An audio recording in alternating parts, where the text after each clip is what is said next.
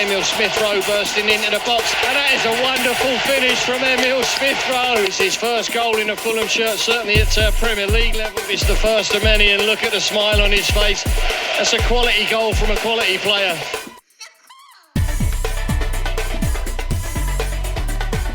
Hello and welcome to the That's So Craven podcast, your one-stop shop for all things Fulham. We are back after the international break, here to discuss the upcoming game against West Ham. Here joining me today, we have Dave sitting in a beautiful corner of a Wetherspoon somewhere in the UK. Is this like a Find Dave session for us, where first person to come get gets a free piece of That's So Craven merch? Well, I'm certainly not going to be showing off what table number I'm on, because I know Skivvy would be straight there with the mushy peas and the blackcurrant cordials. So that's certainly not going to be happening today. But it's good to be here. I'm glad I could get on the pod. That's the main thing, because, I don't know if it's the same for you guys, but this international break has just been horrendous. I think I actually prefer the summer gap than the international break, because at least the summer gap, there's transfer news and things to keep you occupied. Right now during this international gap, it's just been like Fulham don't exist, and it's horrendous. I mean, all I've been thinking is what team Marco's going to play on Saturday. That's just constantly going through my head with no answer. So it'd be nice to finally get to Saturday and see what that is, so I can actually concentrate on something else. Yeah, I can't personally say I love international breaks. It is always, especially once the season's started and you've just got back into it, and all of a sudden there's no football for a couple of weeks. It's rough. And even worse, being an Australian fan at the moment who had a couple of terrible results over the last 2 weeks. So let's move on from the international break and introduce Dad as well. How are we going tonight? Yep, very good. Thank you. Good to be here. I'm having a bit of a nightmare work-wise and outside of here, so pretty good to sit and talk about Fulham. I'm looking forward to it.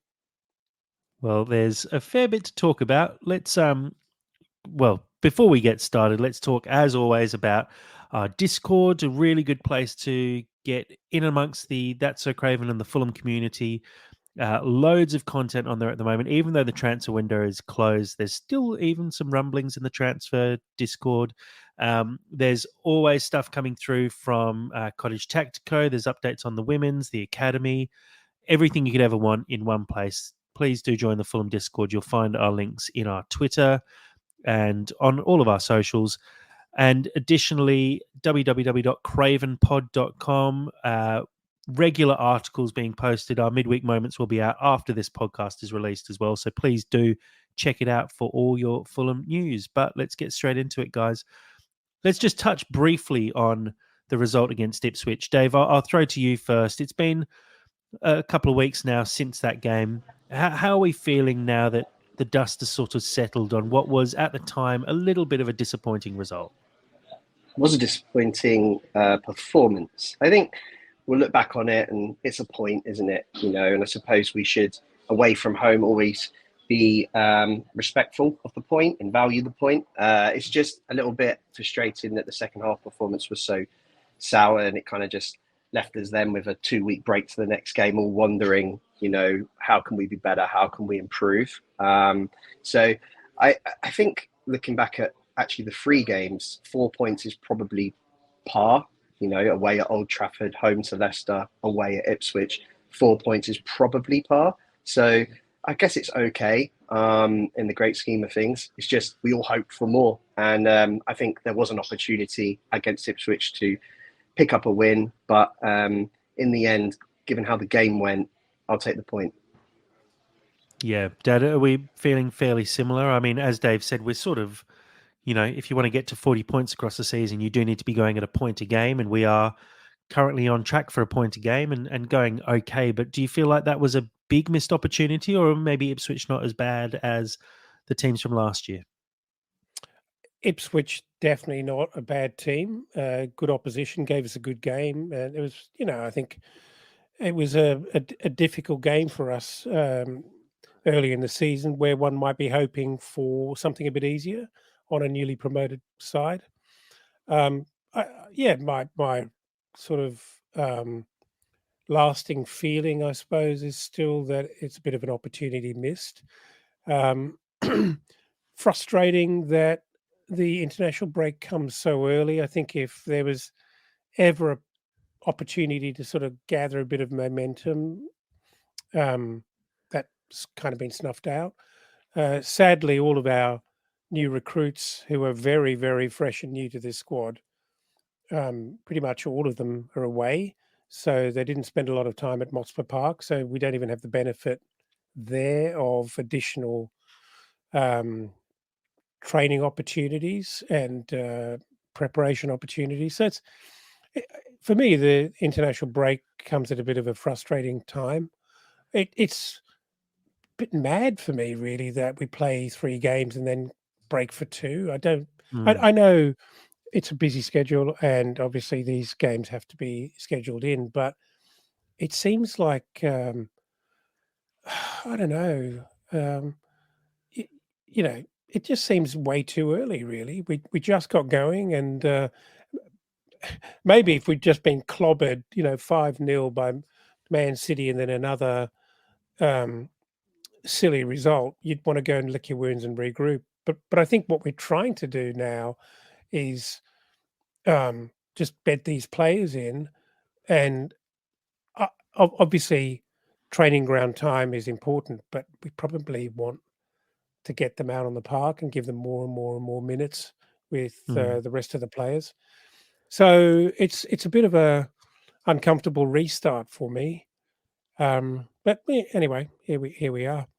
Yeah, So, I think it's an interesting one. The international break, Marco loves an international break, and we often do bounce back better from them. And I think not just the result was poor against Ipswich, but the actual performance itself. There's a lot to work on, and so in a way, it felt like the international break actually came at quite a good time in a sense, because it does give Marco the opportunity to actually sort himself out. So like you said, it's a shame that players like Sander Berge and Joachim Anderson were unable to train with the squad over that period, because I think it would have made a big difference if they'd been around. But I'm hoping that the fact that Anthony Robinson was rested, didn't get selected, and actually managed to stay around helps.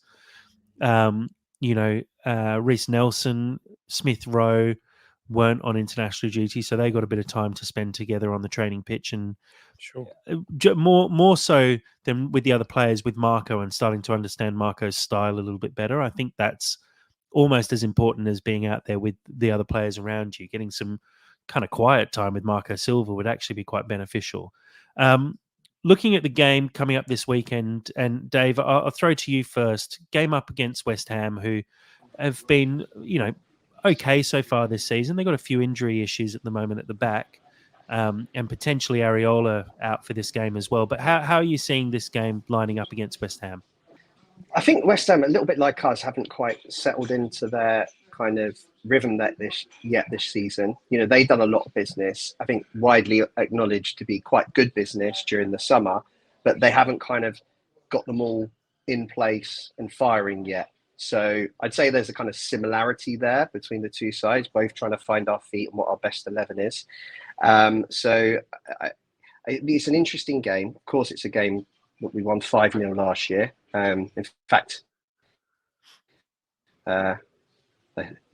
we won in total 7-0 last year, if you include the away game. And I like to remind the West Ham fans about that.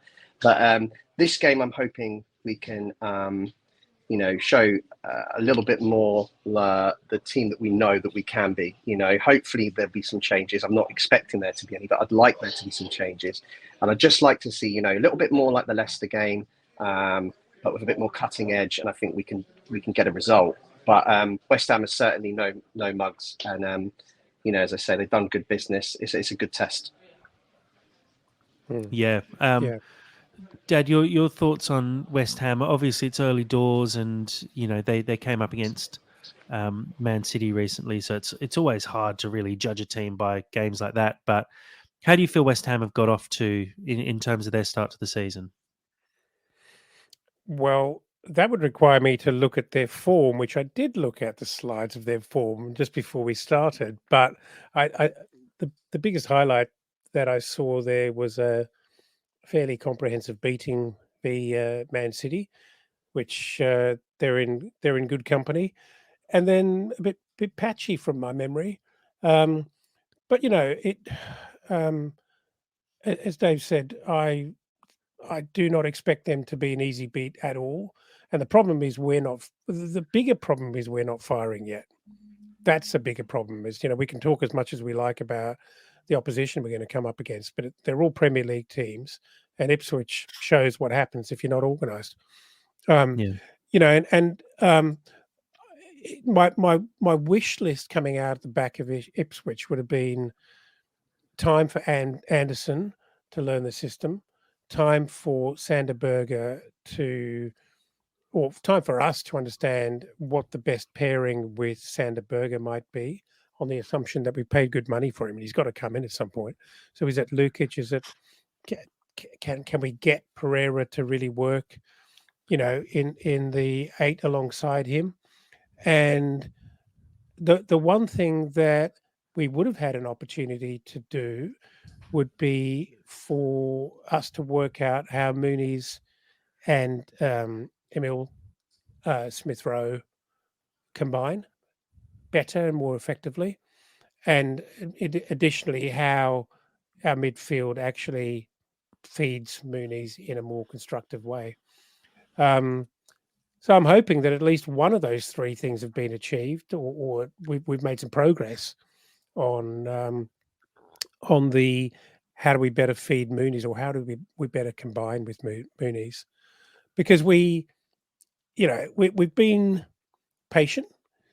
We are believers. We love Muniz. We love him for the story and the kind of guy he is, and we want him to be successful. But he needs to start firing. I don't want to create heat on him, but it needs to happen, and that's a really important part. That I know we're going to be expecting goals from all over the park, and that's pretty much how this Fulham side is always expected to perform. But we do need Muniz to start scoring some goals, and we need to help him do that. He can't do it on his own. Yeah, and look, fortunately for us, in a sense, West Ham are a team who we do actually have a fairly good record against. Like you said, Dave, last season 7-0 across the 2 games. We do score goals against West Ham, and it's almost like Marco's figured out their system and worked out the way to actually beat them. And so that does play into our favour. And I do hope that in having someone like Muniz there, and who is slightly struggling, I feel like this is an opportunity for him to actually get his first goal of the season. And I feel like we're saying it every week, but it really does feel like he's getting closer. And it's not like he's playing poorly. I think he's actually doing a lot of the build-up play really well, a lot of the classic centre forward hold-up play really well. It's just not clicking in front of goal. And we sort of saw that he had a fairly open header that he probably should have buried about 6 yards out. And I think he put it straight at the keeper from memory, where that's got to go to one of the corners and be finished. And it feels like once he gets that first, it'll be like last season. It'll just go on a roll after that and he'll start to score more. But I do fully agree. I think it's less about how well West Ham play, and it's more about how well Fulham actually play here. So I don't think we're going to see the best side in the league coming at us in West Ham. They do have a few injury issues at the back, where there are a couple of players that they've signed recently. Wan-Bissaka's not quite fully fit yet and hasn't really played enough games. The new signings they've made are good signings, but not fully embedded yet.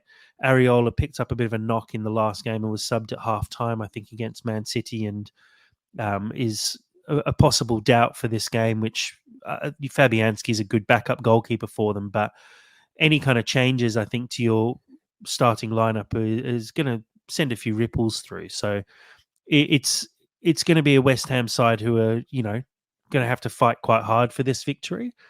But it's more about how well Fulham actually play. And if we put in a performance like we did against Ipswich, I think we're going to really struggle.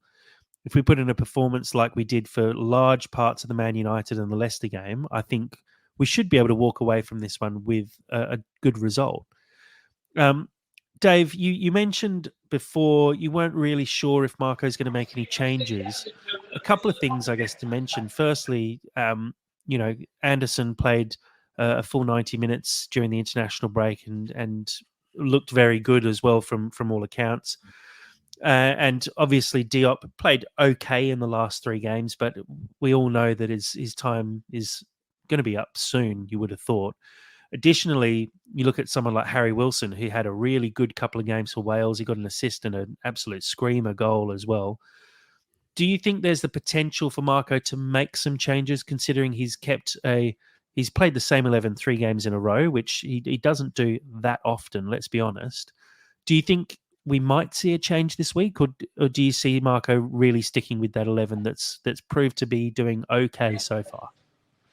Well, this is the question that's been running through my head through this international break. As I mentioned at the start, I've gone back and forth on it. I think that this is part of the problem with doing kind of business late into August, is that it appears that Marco has kind of had a bit of a cut-off point, which was during the friendlies, where he put out kind of what we now see as the strongest side he thinks is available.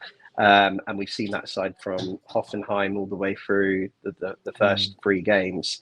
That's a team he's worked with through kind of August. And I don't think he's ready to give up on that yet. And I think that the other guys might have to wait a little longer. As much as I would like to see some changes, because you're right, I think Diop is a little bit on borrowed time, even though he's not done anything particularly wrong. I just think that Anderson will offer us a lot more in possession of the ball and his contribution from the back. That's something everyone's quite aware of, but I just think that Marco won't change too much too soon. I think if we'd have perhaps brought Anderson in mid-July, then he'd firmly be in the team by now. But this is the challenge. Moving further forward in the pitch, I think, again, I'd like to see, Berger get a chance to come into the side. I don't know whether that would be at the expense of Pereira, or whether there'd be some movement further forward, perhaps moving Pereira into the 10, moving Iwobi to the bench, and Smith Rowe to the left. That's another option. Yeah. But I just don't think those changes will come this Saturday, unfortunately. And that makes me a little bit nervous because we haven't quite clicked yet. And I'm just desperate to see these guys. So I've got my gut feel is it will be the same team. I'm quite interested as well to see the bench because, we've brought in Reiss Nelson now. Someone's got to drop out, right? So, who's that going to be too? That's another interesting question. It's quite senior pros on the bench, Will we lose Cuenca? Will he have to drop out? Would it be Harrison Reed? Would it be Tom Cairney? I'm not sure. So it's good that we've got those quite a big squad now, but there's still, even if the first 11's unchanged, I think there's still some. It'll be interesting to see how the bench lines up too and what options we'll have to change things. Yeah, well, like you said, I look at the bench from last game, which I assume would be quite similar. Sander Berge, Anderson were both on the bench, Cuenca as well. You're probably looking at Harrison Reed, Harry Wilson, Tom Cairney, and Raul Jimenez as the 4 who'd be at risk of dropping out. You also include there that someone like Josh King, I think, probably deserves an opportunity to be sitting on the bench. I don't know if you guys were following, but he actually captained England to a tournament victory during the international break and scored what proved to be one of the winning goals as well in the final game. So he's flying high at the moment, and I'd actually be saying, make a few changes there and potentially have some changes in the starting lineup, but also have players dropping out. When you look at someone like Reiss Nelson able to come onto the bench, does Jimenez really need to be on our bench at this stage? If he's not really making any impact when he's coming off the bench, does Vinny potentially get an opportunity? Does Reiss Nelson take that sort of striker's spot? And maybe someone like Adama goes up front, or Iwobi goes up front, or Smith Rowe plays up front and plays out the full game, as more of a poacher towards the end of the game. There's definitely some options there, but as we've all sort of touched on, Marco doesn't like to take too many risks and doesn't like to make too many changes. So I reckon there'll be some changes on the bench. I'm not 100% sure if we're going to see changes in the starting lineup quite yet. I reckon this could be the final time, though, we do see Diop in defence. Maybe Bassi if he doesn't have a very good game as well. Because I think after another week on the training field and getting those players gelling, it makes sense to have Anderson come in. But further forward, there's definitely a harder conversation to be had about who drops out, because Pereira is one of Marco Silva's absolute favourites. I can't see him being easily dropped out of the starting 11. So how does Sander Berge come in? Because he surely has to come in. Dad, your thoughts Well, on how yeah, you I have line a all lot of that up? I have a lot of thoughts. I think Dave actually summed up the situation we find ourselves in very, very well. And I'm just not going to dump on Marco for having a solid process. He's not a guy for chaos, and he's got a very, very um, tried and tested process that I think everyone understands, and I'm all for it. The thing that is obviously frustrating is that we know why we're in this situation is because we didn't complete enough key signings, like key spine signings, early enough. And so if you marry that with the way in which Silver goes about his team selection, you're always going to end up in this place where you're staring at either the cottage or the bench, and there are good players that you're kind of screaming inside and hoping and wishing they were playing.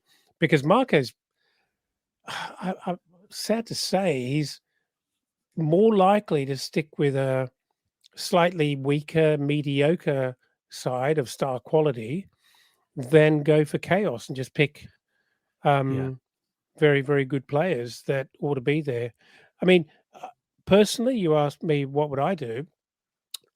I'd always pick my best 11, and I think this works because Silver's got a lot of flexibility in his squad. He's got a lot of utility in his squad, and so you made a comment about, oh, does Vinny get a go?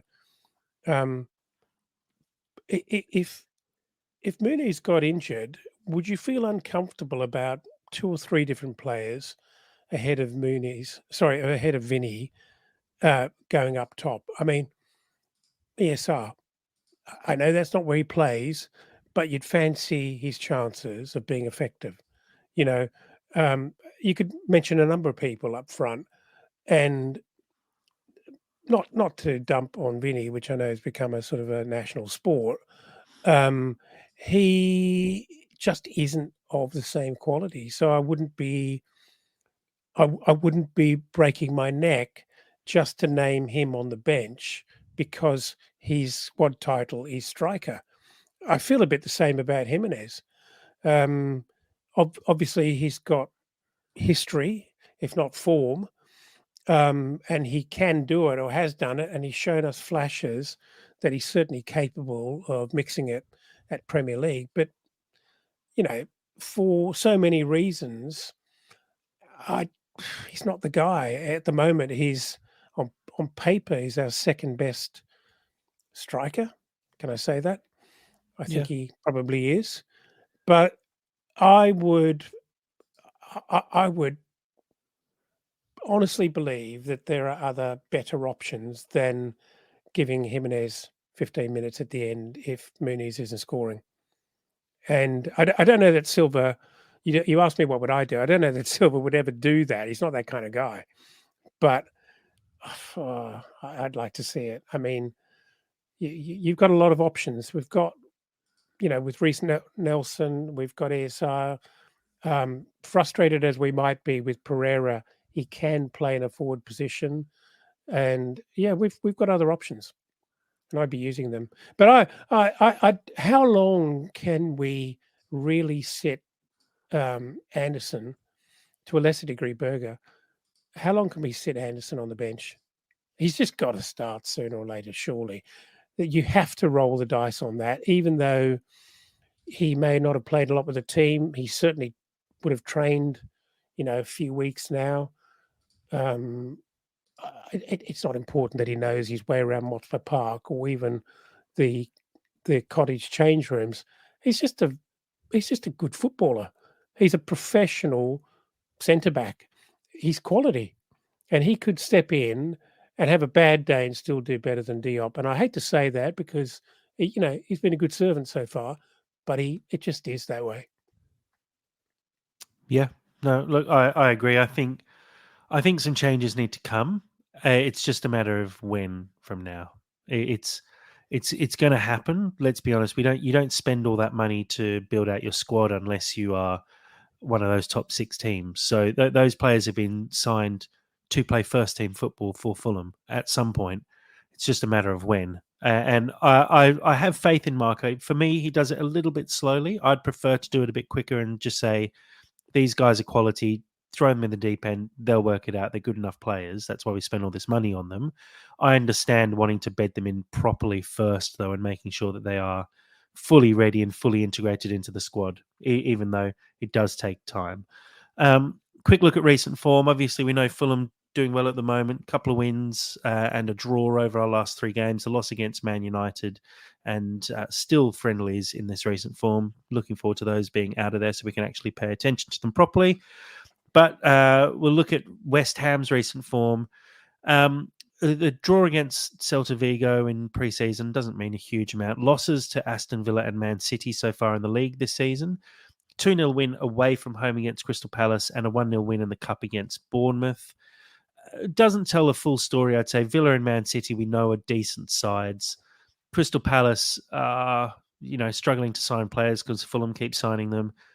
Cup games never really mean anything, let's be perfectly honest. So it's going to be tough to know what kind of West Ham we're going to come up against. I'm sort of hoping that we do well against them, but it's going to be a hard game, I think, for Fulham. It's at least we're at the Cottage, I think, first time to play West Ham, and we did demolish them at the Cottage last time round. I'm hoping that's sticking in the back of the minds of both sets of players because the Cottage is not an easy place to come to, and I'm hopeful that Marco actually pulls his finger out over this international break and gets into the team and hopefully changes the way we play. Quick look at the table as well. You can see Fulham sitting in 12th, pretty much level with West Ham, who are in 13th place, 1 point ahead of them. Still very tight at the moment. A win here takes us up potentially into European spots. Early days, obviously, but Southampton and Everton sitting at the bottom with no points. Leicester, Palace, Ipswich and Wolves all with just the 1 point so far from their games. So, look, there's a long way to go. It's still early days in the season, but Fulham, I'd say, like you said at the start, Dave, sitting pretty much on par for where we expect them to be at this stage. Guys, let's move on to something I wanted to touch on. Actually, before we do, let's get some predictions for the game. Dave, I'll throw to you first. You're on mute. Sorry, mate.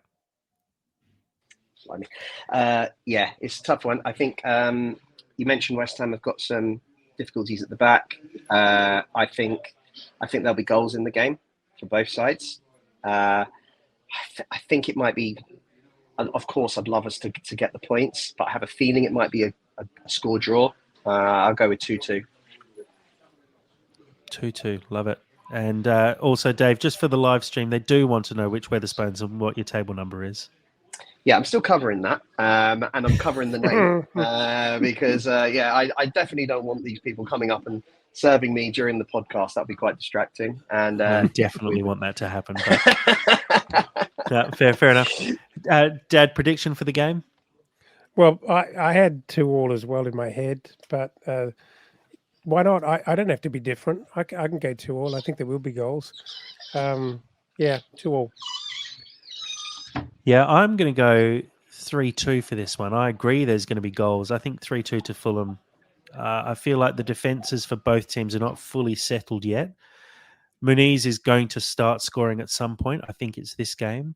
And I think it's going to be very open across the whole game and it's going to be very attacking. So my fingers are firmly crossed for a 3-2 win for Fulham. I haven't done a top tip this week. I might have to put that out during the week when the odds get fully released so I can delve a bit deeper. But guys, let's move to another topic which is worth talking about and discussing. And it has been reported quite widely over the last week or so, mainly by Martin Calladine, who is the author of Ugly Game and is at Ugly Game on Twitter. Fulham's partnership with IUX as official CFD trading partner, it's the official CFD trading partner of Fulham seems to be a poison chalice at the moment. It's handed from Titan Capital now onto IUX, and both companies seem to have the same issues. Dave and Dad as well. I know you guys have listened to the work that Fulham Focus did. Have read a lot of what Martin Calladine has said as well. I guess, Dave, I'll throw to you first. Just your overall thoughts on how on earth this has happened again. Yeah, it's really frustrating that we seem to have aligned ourselves with another kind of grubby company that kind of is using Fulham as a kind of white collar brand to attach themselves to and legitimize themselves, when really they're faced at, trying to basically get people to invest that are from kind of third world poor countries, and with guarantees of ridiculous returns, which would never be regulated in the UK. So why the club think that's an ethical partner to attach themselves to is beyond me. I think, as you said, I'd listened to the Fulham Focus pod, who did a good job covering it, and I think that it does feel that they've probably been introduced via an agent, as Titan Capital were this time last year. But you'd think after what happened last year, where they had to cancel that partnership, that this time they'd do some checks themselves, and not just cash the check, because these companies aren't regulated in the UK or the EU or the US, and there's a reason for that. So look, my overriding thing is real just disappointment that they haven't done their due diligence again on this issue. It doesn't surprise me, because I know that the club and certain people within the hierarchy are very kind of commercially, financially minded, but it's they've got to show some kind of ethical considerations as well in these deals that they're making, because it just looks so bad on the club as a whole and the brand. So to be honest, it just brings me to this whole point about this football regulator now that we've got, the government have put in place. And I think this is the kind of stuff they need to focus on, not just at Fulham, but just at clubs generally. It's taken too long for the kind of grubby gambling sponsors to be kind of banned from the front of shirts, and this latest thing about clubs aligning themselves with these overseas financial companies, it's just another kind of horrible part of football at the moment that I'd just like to see the back of. Fully agree. Dad? Yeah, well said, mate. There's not a lot to add to describe the story and the state we're in, and we're not naive to the reality that these sort of companies exist. There's plenty of profits to be made from poorly informed and desperate people in first worlds, but also even worse in third worlds. But this stuff exists, but how on earth do we keep getting into bed with it? How this has been widely talked about in the Fulham community over the last days, if not almost a week now. I think, if I'm correct in saying, it has actually made one newspaper in the UK, and it would be something if the club actually made a statement about it. God forbid, actually announced that they were going to be tearing up the partnership. Just come out and owned it and apologized, and someone needs to apologize for it, because they promised that processes would be put in place after the Titan partnership, and either they have been, and someone judged that this is a perfectly good and reasonable partnership for us to get involved in, or there have been no changes to due diligence processes at all. And I think, whilst football clubs, and certainly this one, are a private company and they're under no obligation to tell us about their every move, football clubs are different, and English football clubs are very, very different. and there's a very special relationship between clubs and their fan base. And I I just don't think you can have a long innings if you behave like this. Mm. Of course, you can continue to ignore it and shove your chin out and hope that um, you know tomorrow's news buries this, or maybe a couple of good wins and we don't think about it anymore.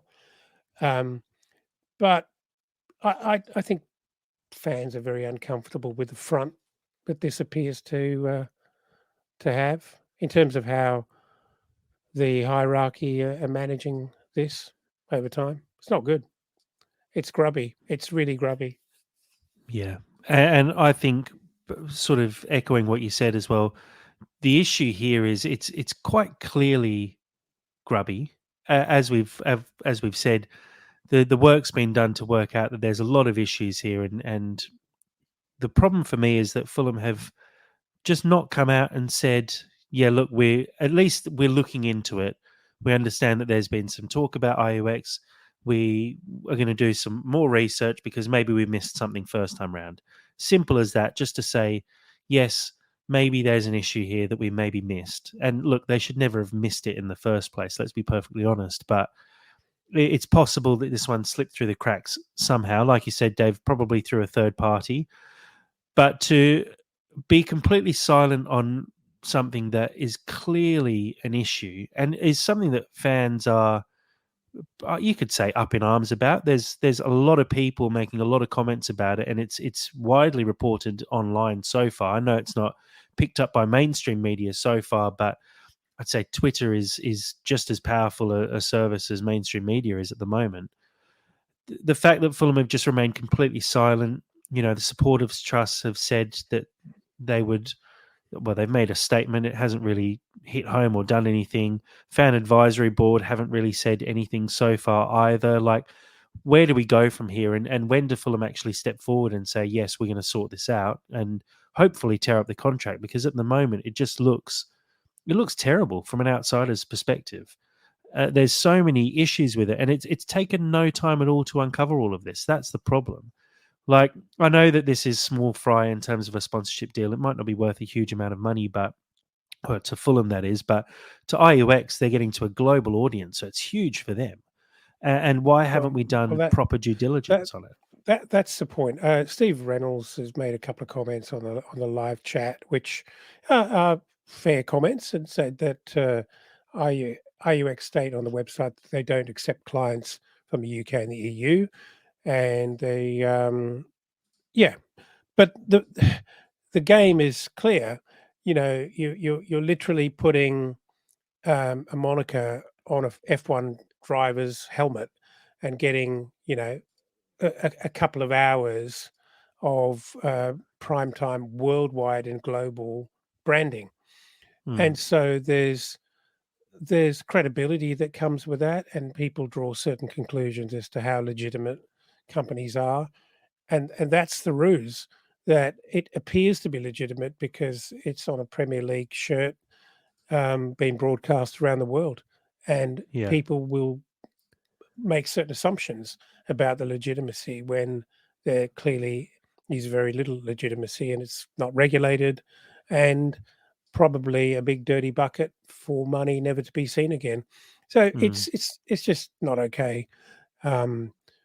Well, quite apart from the obvious, I just don't understand A, how we do these deals, B, why we don't actually walk back from them very, very quickly and come out and just accept the chin, and maybe someone's going to fall on their sword on this for this publicly, because it's perhaps not the same person, but it's hard to believe that a sponsorship deal. I mean, what are we thinking here? Is it a 5-figure? Is it a 6-figure type of deal? It's hard to believe that a sponsorship doesn't go all the way to the top, and there'd be, even if the dollars weren't big. I would say that everyone in senior management or key people in senior management get involved in deciding whether this goes or doesn't go. There's no way. There's no way in my head that someone gets on a shirt or on a partner page, no matter how big the financial value or the quantum of the deal is. Football clubs, and Fulham are no different, are obsessed with managing their PR and their brand. And so how could it possibly be that any old company gets to partner with Fulham? Doesn't make sense. Doesn't add up. Dave, where would you like to see this, or how would you like to see this resolved? What would you like to see from Fulham as the next steps from here?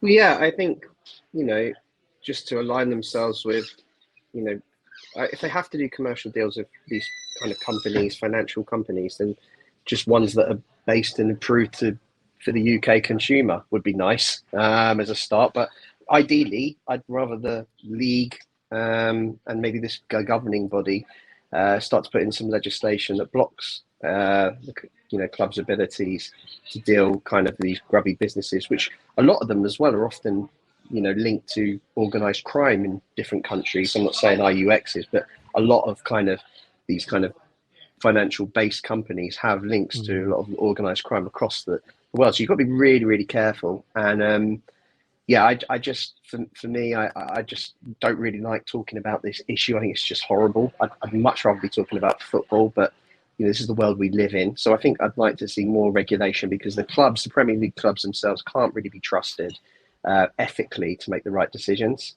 They're led by financial gain. So if that's the case, then there needs to be some sort of regulation that protects the brand of football. And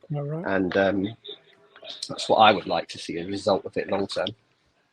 Yeah. Dad, I guess knowing what we know so far about IUX, do you see any path back for this? Do you think this is just at the point now where Fulham just have to tear this one up and start again? I'd like to think so. I would. I'd have some respect for the management if they actually admitted a failure in process or a misunderstanding in decision making, or something that is just off. I'd like to see a statement from the club that notifies us that they're actually reviewed it. They've reviewed the partnership. They're tearing it up. And this time they're actually going to. Do I really want them to say they're going to put in place better due diligence processes? They've already promised that. No, I think Dave's probably on the money. As much as I hate over legislation and meddling, there comes a point where if people can't organise themselves and can't be trusted to do the right thing, then what choice do you have but for a third party to come in and say, well, if you can't actually behave properly, well, these are the guidelines and the rules. In fact, not just guidelines, but these are the rules. You can't do it. Yeah, absolutely. Look, I do hope that, I'm not going to ask for heads to roll, but I do hope that Fulham at least takes some action here and say, look, we made another mistake. We're tearing this one up. Maybe we just won't have an official CFD trading partner for a few years and do a couple of years worth of research before we get into bed with another company that we don't really know anything about. I want to see it torn up. Let's be perfectly honest. I think they need to start again. And look, if you want more information on this, I do fully recommend checking out Martin Calladine on Twitter @UglyGame. You can also check out our article about it on cravenpod.com just to learn a little bit more about the background of it all and to see some of the quotes from Martin there as well. Guys, before we wrap up, I do just want to touch on Fulham Women's, who are absolutely flying at the moment, top of the league, unbeaten after 3 games. They had a 9-1 win against Ashford on the weekend.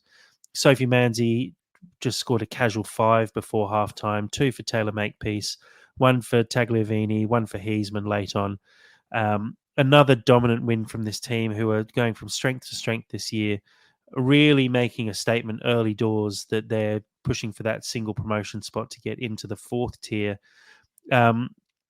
Dad, 23 goals scored, 1 conceded in the first 3 games. Good signs so far. Yeah, incredible. I, I I was going to say I don't know what they have to do, but I do know what they have to do, and that is to actually end at the top of the table in order Yeah. to proceed. And it's such a tough ask, but you've got to be faultless, and you cannot miss a beat. And it's looking good so far. Let's hope that the signings and changes they've made has just added that little bit of quality to ensure that they've got the depth so they don't falter. But it's such a tough ask. And I believe from reading some of the chat in the Discord that the next league up, should they be promoted, has the same narrow gate further north, which is just so hard. I mean, it almost it almost means that if you're serious about it, you've just got to buy in a really strong squad and make utterly sure of it. Otherwise, you could be having an otherwise near blemish-free season and just not progressing, which would be disappointing. Yeah, look, it's tough. It's tough going in those women's leagues because of the nature of it, where only one team gets promoted out of tier 5, only one team gets promoted out of tier 4, and again, only one team gets promoted out of tier 3 as well. I guess that's sort of what it's like, and we saw it all with Welcome to Wrexham as well, when you see how hard it is to get out of the National League because there's only that sort of one automatic spot to get up. Even worse for Fulham Women's, there's no playoffs. You have to finish top of the league, and really you can't slip up. Dave, I guess so far the Fulham Women haven't been challenged so much. And the upcoming games, Sporting London, Benfica, who they play against, and then Haywards Heath, who they play against the week after. Those games are against newly promoted teams who Fulham are likely to beat quite easily. But after that, Fulham play Dartford, who are looking like the other strongest team in the league. How important do you think it is to not get too carried away at this stage, scoring 6 in the first game, 7 in the second, 9 in the third, potentially going to be high-scoring games, and then coming up against a team who are likely to give us the biggest challenge of the season, still quite early in the season? How important is it to sort of keep your feet on the ground and not get too carried away early doors? Well, of course, you don't want complacency to set in, but momentum's really important in football. And I think if more results you get like this, the more teams start to fear you and start to almost look at the calendar and write that fixture off as a loss before you've even played the game. So I think it's, to start like they have, I think that's going to put a lot of fear in a lot of the teams that they play now. And they're all going to know that they're going to be in for a really good game. So I think it's good. The momentum's there. Keep it going. It's such a difficult league to get out of. But, given that Fulham were the first, professional club in England back when Mohammed Al Fayed's days, I think it would be nice for the club to get further back up the table, and it just might take longer because it's so narrow. The pyramid's so narrow. So, great start. Keep it going, and hopefully that top of the league spot can be Fulham's this year. Yeah, well, it's looking really good so far. Yeah, go on, Dad. I do think there comes a point, and maybe we're at that point. If you look at the clubs around us in that league, in the Laser Waffle, setup-wise, there's no comparison. We're a Premier League club, and we're playing in a very low division for our women's team. And there's probably, arguably more infrastructure around this, just given the nature of the whole club setup. More infrastructure, almost lopsided amount of infrastructure around a team playing at that level. And there comes a point, surely, when the club's got to, shit or get off the pot and decide whether they're really going to go for this and just blast their way through it, which will be, not to cast good servants aside, but the same issue or challenge that we have with the men's team. If if the vision and objective is improvement, then the squad has to evolve. And I think if the club's objective is truly to be playing women's football up and around where other Premier League clubs are playing their women's football, we got to get a move on. This is not. It's a professional club.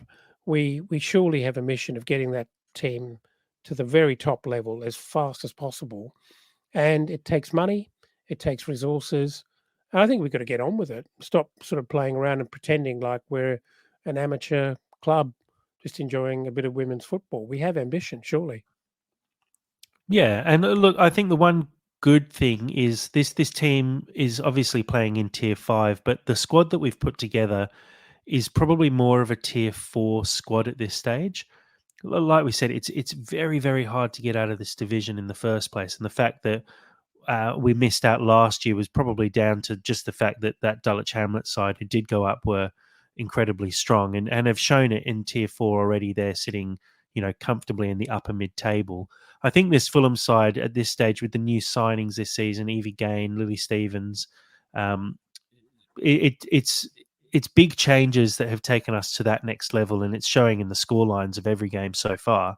And I think we're at a point where if we do get promoted this season, and fingers crossed that does happen, we should only have to add maybe 3 or 4 key players to really challenge for back-to-back promotions. And I think if all of a sudden Fulham get themselves into Tier 3, where you're you're 2 steps below the Women's Premier League, but the fact is they've put the Women's Championship in place now, which the structure is there for Fulham to progress and actually get to being a WPL team in the hopefully near future. There's definitely the potential, if we do put the money into it, to be pushing ourselves up towards that top end. Because, like you say, you look at the teams that Fulham are having to play. Millwall Lionesses, who've had some issues with their link with the men's club, I believe. The rest of the teams that Fulham play are effectively non-league clubs. Looking at Dorking Wanderers, Ashford United, nothing against these clubs, but we should be playing against other Premier League teams, maybe Championship teams. And as you move into Tier 4, you see QPR in the league above us. AFC Wimbledon, I think, won that league the year before.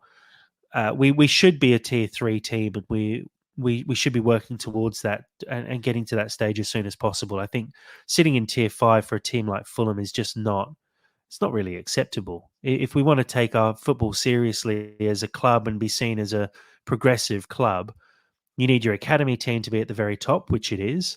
You need your first team to be at the very top, which it is. And to round that out now, we want our women's team to be at the very top, and they're not there yet. And I think more funds needs to go into it, because the basis, the structure for the team is there. We just need to actually fund it and push it as hard as we can to get them up to where that team belongs. Like Dave said, we were the first ever professional women's team. We should get back to that point and be proud of that as part of our history, and we should be trying to replicate that sooner rather than later. Well, quickly. And you know, the Wrexham example, a lot of people poo-poo Wrexham and, Hollywood and, clever marketing and multimedia, so on and so forth. But if the path north is very narrow, they literally geared up for, a squad capable of competing arguably 2 leagues higher. Yeah. And that's probably what you've got to do. And I know the team we've got, the squad we have now, could probably compete very well in the league higher, but it's so difficult to progress. So why would you risk it? Of just languishing for too long, particularly given the relative investment we're talking about here. I know the spoils aren't as big, but neither would the cost be for someone like Fulham to carry. In And the so scheme of just things, for sure. that's to bring the equilibrium up. It's kind of it's a matter of respect for the brand, to be honest, and the club, that these girls should be